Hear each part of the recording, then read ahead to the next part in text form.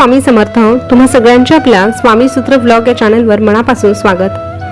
हे स्वामी राया, तू अंतर्भूत, तू व्यापक ज्ञान, तू सर्वत्र, तू चैतन्याचे गान, तू सर्वत्र, तू चैतन्याचे गान, तू सभवती, तू कणाकणाचा प्राण, तू सर्वज्ञ, तू दिव्य तत्वाचे ध्यान, तू सर्वज्ञ, तू दिव्य तत्वाचे ध्यान, तू स्वामीराज, तू श्रीपती, तू विश्वनाथ, तू सार्वभौम आणि तूच ब्रह्मांडाचे पंचप्राण, तू सार्वभौम आणि तूच फक्त ब्रह्मांडाचे पंचप्राण, ब्रह्मांडाचे पंचप्राण. स्वामी भक्त हो, तुम्ही या व्हिडिओची निवड केली आहे म्हणजे अर्थातच तुम्ही स्वामी भक्त आहात. तुम्ही स्वामींवर अतूट विश्वास ठेवलेला आहे. आणि बघा, तुम्ही स्वामी भक्त आहात म्हणून तुम्हाला एक गोष्ट सांगावीशी वाटते. बघा, थोड्या वेळासाठी आपल्या आयुष्यातील सगळी काही दुःख बाजूला ठेवा, सगळी काही संकट, सगळे काही नकारात्मक विचार यांना बाजूला करून फक्त एक विचार करा की आपण स्वामी मार्गात आहोत. स्वामींशी एक प्रकारचं आपलं नातं जुळलं गेलेलं आहे. आणि खरंच आपण ह्या एका गोष्टीमुळे किती भाग्यवान आहोत, हो की नाही? कारण स्वामींचा भक्त होणे सोपं नाही. स्वामी मार्गात येणं जरी सोपं वाटलं तरीही त्यामध्ये टिकून राहणं मात्र सर्वस्वी आपल्या भक्तीवर अवलंबून आहे. आपली भक्ती जेवढी निर्मळ असते तेवढा काळ आपण स्वामींच्या चरणांशी लीन असतो. आणि जेव्हा आपण चरणांशी लीन होऊन स्वामींच्या सानिध्यात रममाण होतो तेव्हा नकळतपणे आपण स्वामींच्या हृदयातही स्थान मिळवतो. नक्कीच तुम्ही देखील स्वामींच्या हृदयात स्थान मिळवलेलं आहे, म्हणून कुठल्याही संकटाला तुम्ही हसत मुखाने सामोरं जातात, कारण ही शक्ती आपल्याला स्वामी प्रदान करत असतात. तर असो स्वामी भक्त हो, या ब्रह्मांड नायकाची शक्ती जर आपल्या पाठीशी आहे तर आपल्याला घाबरण्याची काहीही गरज नाही, कारण ही दिव्य शक्ती आपल्याला सदैव मार्गदर्शन करत असते.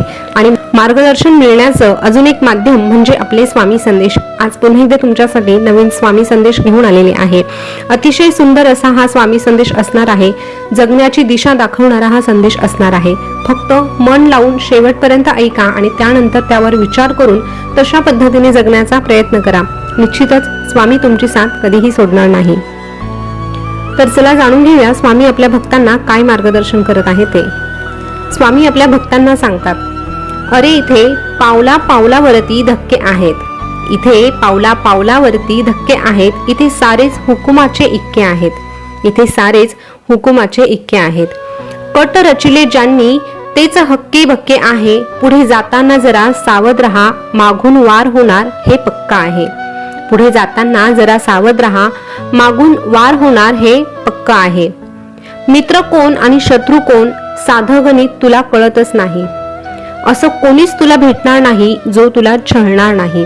अरे तू सुगंध सारा वाटत राहिला तरीही तू मात्र दरवळणार नाही, तू मात्र दरवळणार नाही. ऋतू असा असणार नाही ज्यात तू होरपळणार नाही, ऋतू असा असणार नाही ज्यात तू होरपळणार नाही. कर सामना वादळाशी त्याच्या पासून पळू नको, सामोर जा संकटांना त्यांना पाहून वळू नको. अरे कर सामना वादळाशी त्याच्या पासून पळू नको, सामोर जा संकटांना त्यांना पाहून वळू नको. पचवून टाक दुःख सारे तू कधीच खचू नकोस, पचवून टाक दुःख सारे तू कधी खचू नकोस. आले जीवनी सुख जरी कधीच तू उसळू नकोस, आले जीवनी सुख जरी कधीच तू उसळू नकोस.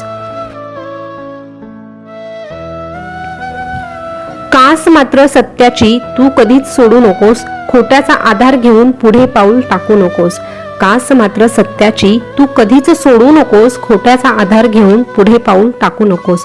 अरे कोणी तुला नाकारावं आणि कोणी तुला स्वीकारावं हे तू ठरवू शकत नाही, पण कोणी तुझा वापर किती करावा किंवा मुळात तुझा वापर कोणी करूच नये हे मात्र सर्वस्व तुझ्याच हातात आहे. एखाद्यात गुंतायचं असेल तर माणसासारखंच गुंत, कोळ्यासारखं गुंतू नको. कारण तुझ्या भावनेच्या जाळ्यांवर जेव्हा कोणी वार करतील तेव्हा तू कोळ्यासारखं स्वतःच्या जाळ्यात अडकून गुदमरणार नाही. अरे एकटेपणा वाट्याला आला तर घाबरू नको. संकटात जेव्हा तुला एकट्यालाच प्रयत्न करावे लागतात ना, तेव्हा समजून जायचं की नक्कीच हा ब्रह्मांड नायक तुझा हा स्वामी तुझ्या पाठीशी सदैव उभा आहे. तुला लढण्यासाठी शेवटी या ब्रह्मांड नायकाच्या शक्तीचीच मदत मिळणार आहे. अरे आयुष्याच्या प्रवासात तुला आमची साथ खूप मोलाची ठरेल. जिथे सर्व माघार घेतील तेव्हा फक्त तुझी ही स्वामी माऊलीच तुझ्यासाठी खंबीरपणे उभी असणार आहे. फक्त विश्वासाने आमचा हात धरून चालायला शिक. ज्याला ही गोष्ट कळली तो कधीच एकटा पडला नाही. ज्याला ही गोष्ट कळली तो कधीच एकटा पडला नाही. अरे जगणं काय आहे, जगणं काय आहे हे अनेकांना अजूनही समजलं नाही. तर बघ, जगणं म्हणजे फक्त आलेला दिवस घालवणं असं नाही. जरी ते मर्यादित असलं तरीही त्यात संपूर्णत्वाची जाणीव असायला हवी. असायला हवी. माणसाने 4 घास कमी खाल्ले तरीही माणूस जगतो, पण जेव्हा तो मन मारून जगतो ना, तेव्हा त्याचं ते जगणं मात्र निरर्थक ठरतं. जीव लावणारी माणसं सोबत असली की क्षणिक असलेलं आयुष्य देखील मौल्यवान वाटू लागतं. हे सगळं प्रत्येकाला समजत नाही रे, आणि समजलं तरीही काही जण मात्र त्याकडे नजरेआड करतात. जीवनाचा खरा आनंद मनमोकळेपणाने जगण्यात आणि इतरांना आनंद देण्यात आहे. तुझ्या भविष्यावर निर्भर राहू नको, वर्तमानात जगायला शिक. जो वर्तमानात जगतो तोच चिरकाल सुखी राहू शकतो. भविष्याचा विचार करत जगाल तर आजचा आनंद देखील तू गमावून बसशील. अरे भविष्य सावरायचंच आहे, पण म्हणून तू वर्तमानाला विसरू नकोस. वर्तमान जेव्हा तू आनंदात घालवशील तेव्हाच खऱ्या अर्थाने भविष्यातले आनंदाचे क्षण तुझ्या वाट्याला येतील. याची शाश्वती नाही की ज्या भविष्यावर तू निर्भर आहे ते पूर्णत्वाला जाईल. याची शाश्वती मुळीच नाही की ज्या भविष्यावर तू निर्भर आहे ते पूर्णत्वाला जाईल. कारण बऱ्याच गोष्टींचं नियोजन तू करतो, परंतु ते सत्यात उतरणं मात्र या नियतीच्या हातात असतं. म्हणून भविष्याचा अति विचार करण्याच्या अधीन तू जाऊ नकोस. त्याने फक्त तुला त्रास आणि वेदनाच मिळणार आहे. अरे ज्या गोष्टीमध्ये काहीच तथ्य नाही त्यावर विसंबून राहण्यात काय उपयोग.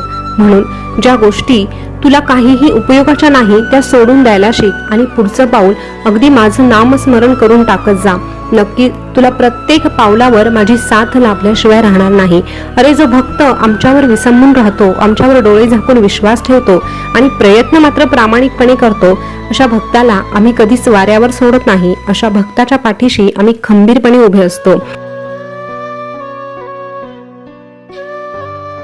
आजचा दिवस, आत्ताचा क्षण तू मनसोक्त जगायला शिक, खुश राहायला शिक. ज्या काही गोष्टी अनपेक्षित घडल्या त्याचा देखील स्वीकार करायला शिक. आणि या जगाच्या पाठीवर वावरताना एक गोष्ट लक्षात घे की रोजच्या रोज तुला काही अडथळ्यांना, काही दुःखांना, काही संकटांना सामोरं जावंच लागणार आहे. ज्या लोकांवर तू विश्वास ठेवणार आहे त्या लोकांपैकी अनेक जण तुझा विश्वासघातही करणार आहे. म्हणून अशा विश्वासघातकी लोकांमध्ये राहण्याचा किंवा स्वतःचा वेळ घालवण्याचा प्रयत्न तू जराही करू नकोस. तुला विश्वास ठेवायचा तर तुझ्या या स्वामी माऊलीवर ठेव आणि जे काही तुझ्या वाट्याला येईल त्याचा आनंदाने स्वीकार कर.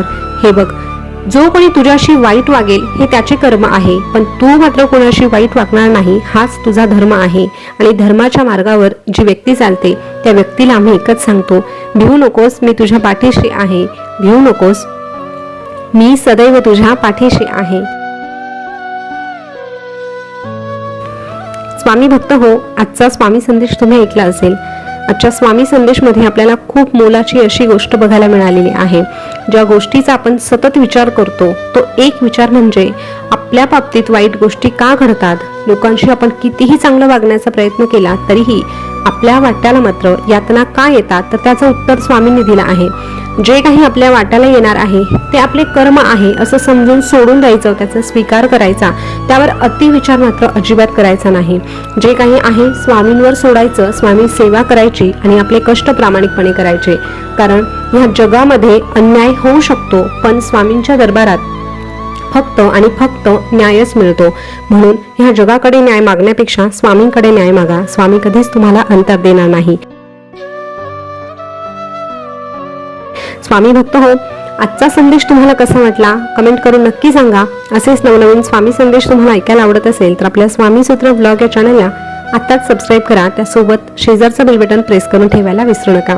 पुन्हा भेटूया नवीन स्वामी संदेश घेऊन. तोपर्यंत स्वस्थ रहा, मस्त रहा आणि आपले स्वामी संदेश ऐकत रहा. धन्यवाद.